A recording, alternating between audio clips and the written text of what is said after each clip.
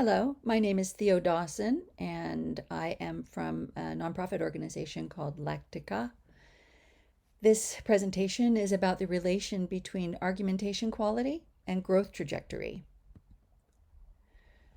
I'm going to begin with a brief rationale for this work and then move on to cover the cognitive developmental learning model that guides the research and our approach to assessment. I'm going to look at approaches to measuring cognitive developmental growth and argumentation quality. And then I'm going to present the results of two analyses. The first is looking at cognitive developmental growth trajectories and the relation to socioeconomic status and instructional practices. And the second one looks at the relation between quality of argumentation and cognitive developmental growth trajectories. And now for a very brief rationale. Here is our argument. In order to sustain cognitive developmental growth over time, it's necessary to ensure that students build robustly connected knowledge networks.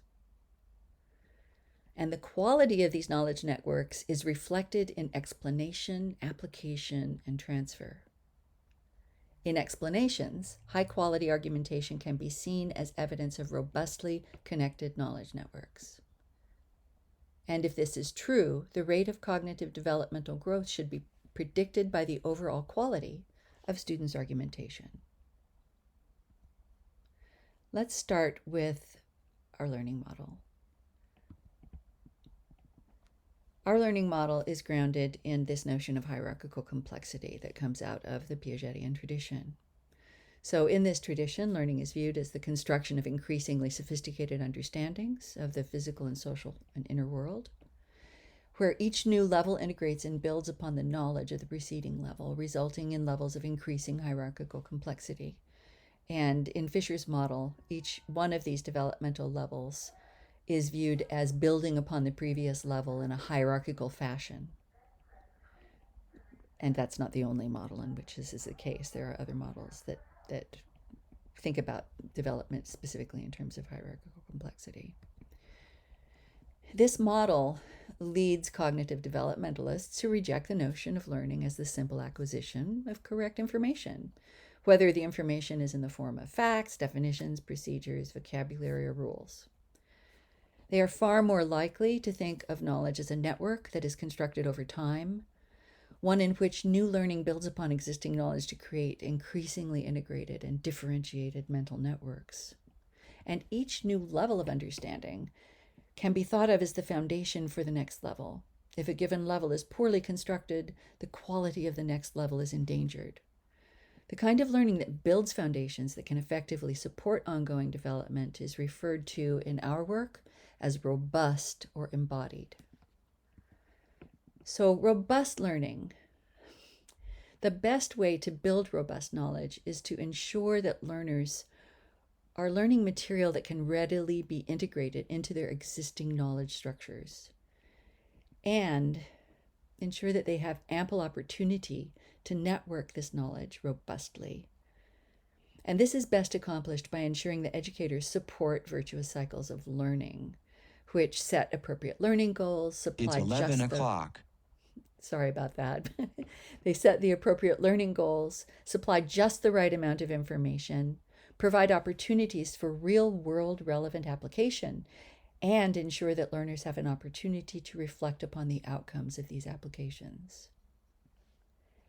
Evidence of robust learning can be found not in correct answers, but in things like students' ability to apply their knowledge effectively in real-world contexts. Another place where we can find evidence of robust learning is in transfer, a learner's ability to apply new knowledge in a range of real-world contexts. And finally, the third place we find evidence of understanding is in learners' explanations. More complex, nuanced, clear, and coherent explanations signal deeper understanding. So here we're looking at things like hierarchical complexity and quality of argumentation as evidence for this. Argumentation and development. So the quality of argumentation is the degree to which individuals are able to coherently explain or justify their judgments This is the way we're framing it for this research. The coherence of arguments and explanations is generally taken as an indication of how well an individual understands what they're talking about. And the practice of argumentation has already been shown to support learning and development. So consequently, the quality of students' argumentation skills is likely to predict the slope of their developmental trajectories. So here we go on to talking about the assessments that we're using in the project. So lexical assessments. These assessments are designed to measure a few things. The first being hierarchical complexity, or what we call lexical level here at Lectica, and a range of specific skills, including argumentation skills. The assessments themselves are open response assessments that feature ill-structured questions, and their probes are designed to elicit rich explanations. So all of the participants in this study completed an assessment of this kind. And the particular assessment that they completed was called the LRJA, which is focused on a really broad set of skills that are required for managing what we call chaos. And these are conditions in which there are many competing ideas, where there's accelerating change and information overload and social division. The skills targeted in various forms of the LRJA fall into 7 broad categories, including self-mastery, working with perspectives, conflict resolution, gathering and evaluating information, contextual thinking, experimentation, argumentation, which we also call clarity, and decision-making. In the LRJA, typical prompts include things like, some scientists think that violent TV shows are bad for children, others think some violent TV shows are okay. Which group of scientists do you think is right? Please explain. And is it possible to know for sure if violent television is bad for children? Please explain. And it's through these explanations that we can understand the complexity level of the performances. The basic structure of the prompts that we use are heavily borrowing from the prompts of Kitchener and King in their research, but we also have added additional prompts because we're looking at other dimensions of performance, including the ones that they looked at in their original work. So the metrics that we're using here are the lexical assessment system, class, our electronic scoring system, and our rubric scoring system, which we discussed in a previous paper presented at the same conference. So psychometrically, the LAS itself has quite a lot of evidence behind it. The psychometric properties have been reported elsewhere and thoroughly examined and continue to be examined continuously. It's been shown to measure the same underlying dimension as several other longitudinally validated developmental scoring systems. It measured dimension that's not captured to a great extent by conventional assessments. Correlations between lexical level and the scores of conventional assessments range at the time of this printing at the time of this research from 0.25 to 0.55. Now we have a broader range because we have way more assessments that we've been able to compare our scores with.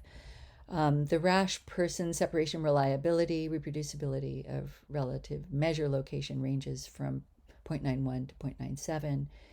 And human raters are required to maintain, or were at this time required to maintain, an agreement rate of 85% within 0.20 of a level with one another. And that we've become more stringent in that regard since then. The psychometric properties of LRJA rubrics have been reported elsewhere as well. So in brief, on a sample of 3,754 rubric scored LRJAs, RASH person separation reliability, or the reproducibility of relative measure location, equaled 0.91 with an estimated alpha of 0.94. That would be assuming complete data. The item separation reliability equals 0.98. Human raters are required to maintain an inter-rater agreement rate of 85% within 0.20 of a level continuously monitored.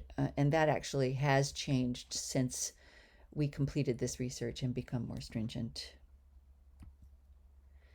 For the psychometrics of class, another presentation at this conference is about class and its calibration and performance, but in short, class scores currently agree with LRJA rubric scores from 85% to 92% of the time within 0.2 of a level, well above the 85% minimum set for human inter-rater agreement. And class is required to maintain an inter-rater agreement rate of 85% within 0.20 of a level with humans.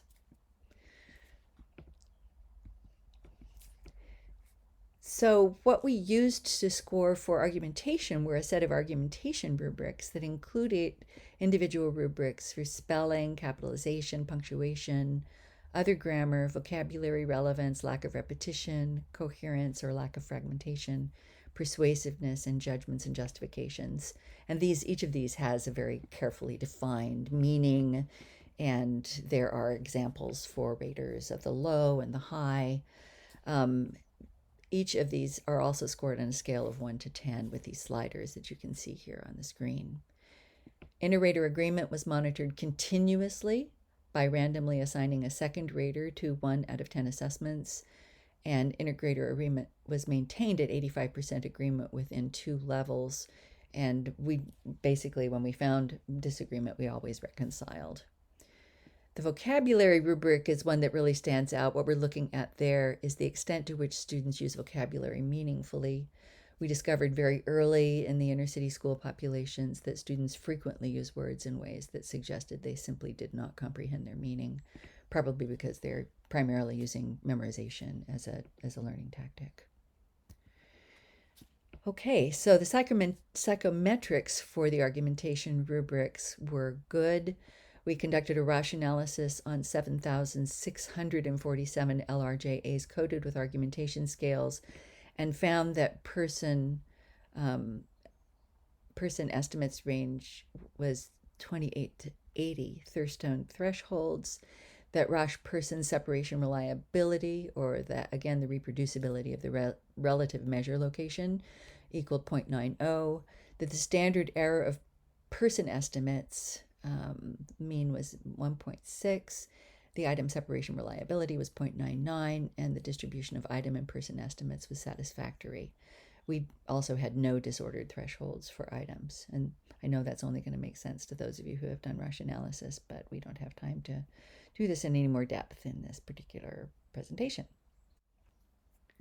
Okay, so our first analysis looks at the relation between growth trajectories, socioeconomic status, and the amount of V-calling that's going on in curriculums. And we'd be making the prediction that schools where the curriculum involves more V-calling are likely to outperform schools in which there is less V-calling. And we also assume that this is going to be impacted by SES. So, sample and method. For this analysis, we have included all of the LRJ assessments in our database for which we had information about the average SES of students in the school and the degree to which the instructional focus is on correctness, which we call the low V-calling condition, versus deep understanding, which we call the high V-calling condition. The N for the sample was 15,177. And this is a convenient sample, although with a sample of this size, that's generally not considered to be as important as it is if the sample's smaller. However, some of the subsamples are on the small side, so we will stress this is a convenient sample. Only 2 schools in this sample were actually pre-screening students. We tried to find schools for the most part that were not doing any pre-screening because that's going to obviously prejudice results. The assessments were scored with either the human version of the lexical assessment system or the computerized scoring system. And we've shown in a previous presentation that they basically have the same level of inter-rater reliability. Okay, so this is what the distribution looks like when we examine these results by school type and by grade and mean lexical score. It's clear here that there is a difference in the distribution of scores based upon these different school types, which include a low SES public set of schools with low V-calling, some mid-level SES public schools with some V-calling, some mid-SES private schools with some V-calling, some mid-SES private high schools with high V-calling, and a high SES sample with high V-calling.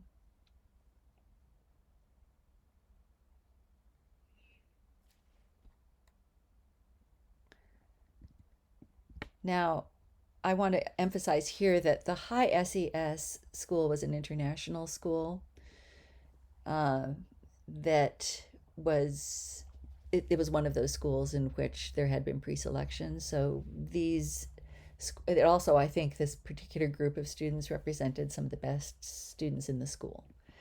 So these represent a kind of, aspiration for the best student. And that's all that they really can represent in this sample. The other thing I'd like to point out too is that this particular statistic for 1,370 students represented inner city students who had been accepted into college programs. So these also represent a kind of aspirational group for our conventional inner city schools. And you'll notice that the average score here is between 1010 and 1020, which we always used to think of as the kind of average score for students in grades 8, 7, and it turns out that this is where we've got actual college students performing now.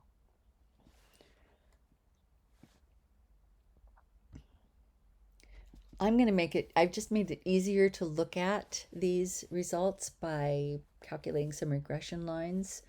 Very aware that these are unlikely to really represent what's going on because, of course, growth is curvilinear. And if we did this properly, we probably would see some kind of curvilinear relationship. But it's much easier just to look at these straight lines and to just draw some comparisons based on them. So we're going to do that. I want to point out that the inner city low SES schools, again, represent this lowest trajectory. And you can see that that they start out at a lower level and then they continue to grow with a lower slope. So the slope, the trajectory for learning for this group is flatter than the trajectory for students in the other groups, as well as starting out lower and staying lower over time. And again, this is a low SES sample, so we're expecting some of this to be explained by SES, and some of it also possibly to be explained by the amount of V-calling that's taking place in the curriculum. This next trajectory represents the public mid-SES group, and you can see that their trajectory and their scores are very, very close to what we saw in the private mid-SES schools. Not really any measurable difference here, or not much measurable difference here. In contrast, for our best performing school, which had the very highest level of V-calling, we see a trajectory that is actually steeper than any of the other trajectories. And this despite the fact that the students in this school are actually starting out performing in the same average level as students in the mid-SES public school.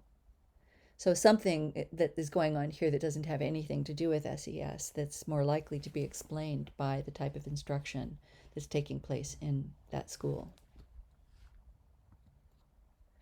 Now, I'm multiplying my audacity by extending these falsely linear relationships out even further.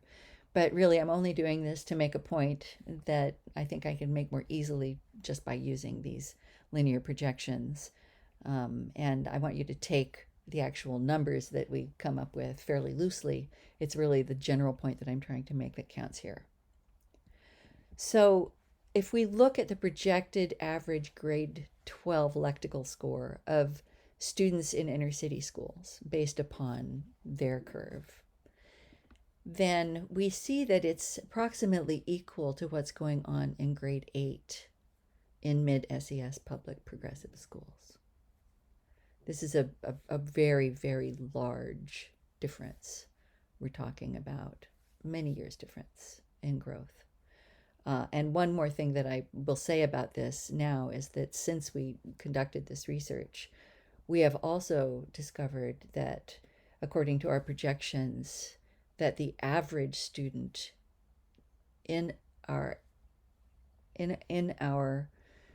low SES inner city schools seems to be flatlining in their development. In other words, they're not progressing in their scores after about grade 10, which from our perspectives is tragic and frightening, and we do want to be able to conduct more research on this to see if the results obtained from our original very large sample are replicated in other large samples.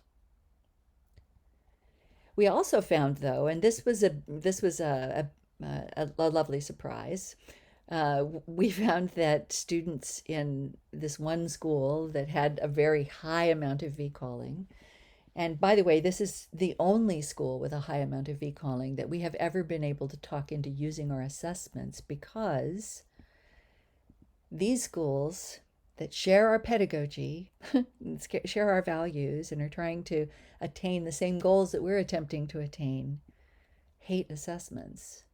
And the parents in these schools are really unwilling to allow their students to take assessments because they care about their own children. And what we're looking for is schools who don't just care about the children in their school, but care so much about children in general that they're willing to take the chance of whatever negative outcomes they're suspecting are going to happen as a consequence of taking our assessments. So this is just putting the call out. We're desperate to have schools that we can show off in this way. And if we cannot show off other schools in this way that are doing a lot of V-calling, we cannot prove to the public at large that this way of instruction is superior to the kind of instruction that is commonly taking place in our schools today. All right, so the second analysis that we're going to do is looking at the relation between the argumentation quality of students and the development of these students. So remember, we're taking argumentation quality as a sign of the students learning more robustly, which to some extent means that they've had an opportunity to learn in a way that's more like this V-calling approach than the memorization approach that's common in many of our schools. So this sample is much smaller. It's very difficult to get a longitudinal sample that stays large. There were 276 students in total in this sample. 105 of those students were in grade 4 at time 1. 171 of those students were in grade 6 at time 1. And all of these students were attending inner city schools on the eastern seaboard and took the assessment as part of this large longitudinal study where most of the other data also came from. Students were tested in the fall of 2011, the winter of 2012 to 2013, and the spring of 2014. And there were 2.5 years between time 1 and time 3 for both groups. The assessment was untimed and was usually completed in one school period. There were no stakes attached to taking the assessment, so no credit, no grade. Assessments were scored for lexical level, then they were rated for quality of argumentation by the same rater, and scorer assignment was randomized, so there's no pattern to the way the scores were assigned to these samples. So lexical growth, as you can see here, and there he goes again, lexical growth was reasonably linear across both of these cohorts, which means that we could kind of stack them on one another and look at them together, which is really nice and convenient. Another thing that you should know too is that for the larger sample, the slope was actually not as steep, and we suspect that growth in our sample was actually somewhat accelerated relative to the average growth in inner city schools, because this particular sample of students was somewhat atypical in some positive ways. So they qualified for inclusion because they had completed all 3 assessments, and they had produced performances that were scorable. And many of the students in the other sample who did not have scorable assessments were excluded because of that, and also would have been lower performers in this group if we'd been able to include them. And also, many of these students in the original sample simply blew off the assessment at 1 or more test times. And that's an indication of disengagement, not necessarily ability. All right, so the data quality, the data distributions met the assumptions for regression modeling. We were happy with those. The correlational and regression analyses that were run to examine possible impacts of demographic variables, including ethnicity, sex, and SES, were largely did not produce any statistically significant results. Only identifying as Latino correlated with electrical growth, and it was a positive R of 1.137. Very interesting. And what we found was that electrical growth is explained first by time 1 argumentation score, and then by time 1 argumentation score and the difference between argumentation at time 3 and argumentation at time 1. And as you can see here, the adjusted R-square goes up appreciably for condition C, suggesting that the slope of argumentation is a predictor of lectical growth. And here are some more detailed results for you to take a quick look at.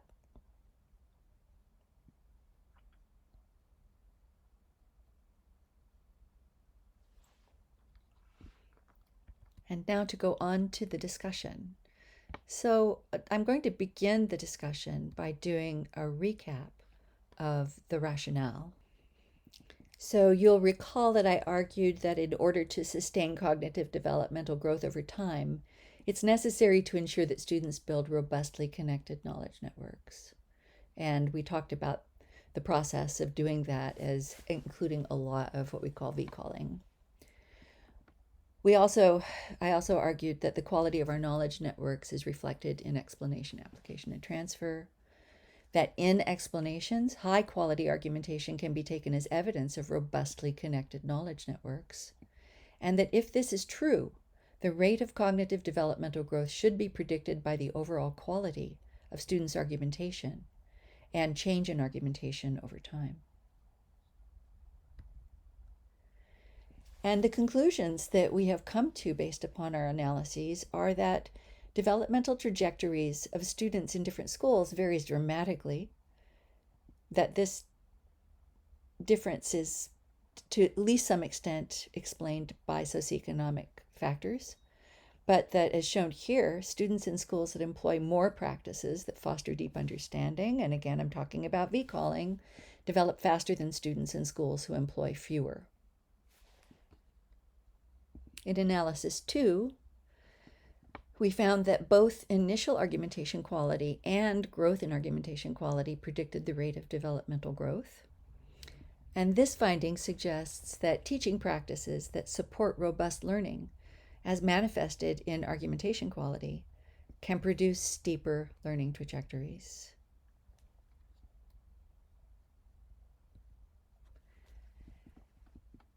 And there are limitations to this research, and of course lots of future research to undertake. First of all, with sampling, our samples are convenient samples and often end up being convenient samples because of the nature of our work. The data employed in the argumentation analysis was part of a larger, well-designed study, but we have not completed all of the argumentation ratings on the entire available sample. And it would be nice to be able to actually, do this analysis based on the entire sample, it would increase the predictive validity of our results. Our examination of lectical growth also would have been stronger if we had a larger and more diverse sample. So despite the size of the sample, some of the subsamples were small. And of course, the problem of only having one school in our sample that represents the kind of pedagogy we care about is something that we continue to suffer. With respect to methods, we would like to use some more sophisticated growth modeling procedures, and there has been some work done in this area, but again, time often prevents us from doing this, and this makes me want to call out again for researchers who are interested in playing with our data, because there are plenty questions to ask of these data. The data have definitely not been fully interrogated as yet. Next steps, I think more argumentation rating with more diverse samples. We do rate the argumentation for most of the assessments that are in our database. So of the 50,000 or so assessments in our database, I would estimate that maybe 80% of them also have argumentation scores. So there's a lot of work to be done here. And then further comparisons of the properties of lectical scores with other test scores would be useful as well. We don't have as much data on the relation between grades and lectical scores or high stakes tests and lectical scores as we would like. Though we do have some data of these kind, it's definitely not as comprehensive as we would like it to be.